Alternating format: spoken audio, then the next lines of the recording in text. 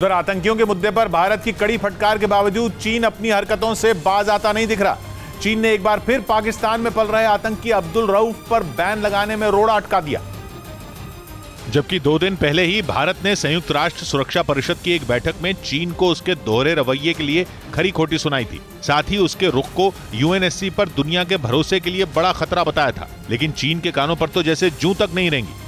और उसने पाकिस्तान में बैठे खूंखार आतंकी अब्दुल रऊफ को ग्लोबल टेररिस्ट घोषित किए जाने के प्रस्ताव पर वीटो लगा दिया, जिसका नतीजा ये हुआ कि आतंकी अब्दुल रऊफ ग्लोबल टेररिस्ट घोषित नहीं हो सका। जबकि चीन को छोड़कर यूएनएससी के बाकी 14 सदस्यों ने भारत और अमेरिका की ओर से पेश किए गए इस प्रस्ताव का खुलकर समर्थन किया था। मतलब ये कि चीन एक बार फिर पाकिस्तान के पाले हुए आतंकियों के लिए कवच बन गया, जबकि अमेरिका 2010 में ही अब्दुल रऊफ का नाम मोस्ट वांटेड आतंकियों की लिस्ट में डाल चुका है। जो आतंकी संगठन जैश-ए-मोहम्मद के सरगना मसूद अजहर का ये जेवर के लिए पति के साथ झगड़ा नहीं करती, बल्कि खुद जेवर बनाकर बेचकर महीनों तक लाखों की कमाई करती हैं।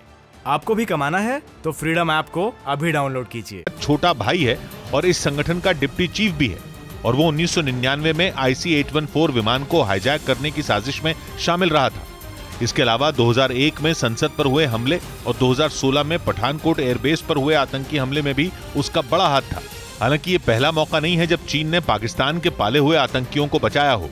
इससे पहले इसी साल जून में चीन ने आतंकी अब्दुल रहमान मक्की पर बैन लगाने के प्रस्ताव पर अड़ंगा लगा दिया था। और जिस तरह चीन पाकिस्तानी आतंकी के लिए एक बार फिर ढाल बना, उससे आतंक के खिलाफ कार्रवाई पर उसका असली चेहरा दुनिया के सामने आ गया। जबकि इस बार भारत ने आतंकी अब्दुल रऊफ के काले कारनामों के कई ठोस सबूत यूएनएससी के सामने पेश किए थे, लेकिन इसके बावजूद चीन ने इस प्रस्ताव के खिलाफ वोटिंग कर दी। हालांकि अब भारत ने ठान लिया है कि वो आतंक को लेकर चीन और पाकिस्तान को दुनिया के सामने बेनकाब करके रहेगा। चीन के दोहरे चरित्र के बावजूद भारत संयुक्त राष्ट्र में आतंकवादियों पर प्रतिबंध लगाने की अपनी कोशिश जारी रखेगा। असल में यूएनएससी में किसी आतंकी को ग्लोबल टेररिस्ट घोषित करने का मतलब ये होता है कि उस आतंकी की संपत्ति जिस देश में होगी उसे जब्त कर लिया जाएगा। साथ ही उसके दूसरे देशों की यात्रा करने पर भी सख्त प्रतिबंध लग जाएंगे। और अपने जिगरी दोस्त पाकिस्तान की दुनिया में किरकिरी होने से बचाने के लिए चीन ऐसा नहीं होने देना चाहता, क्योंकि पाकिस्तान चीनी हथियारों का बड़ा खरीदार है। इसके अलावा चीन ने पाकिस्तान में विकास के नाम पर लाखों करोड़ों का निवेश भी कर रखा है।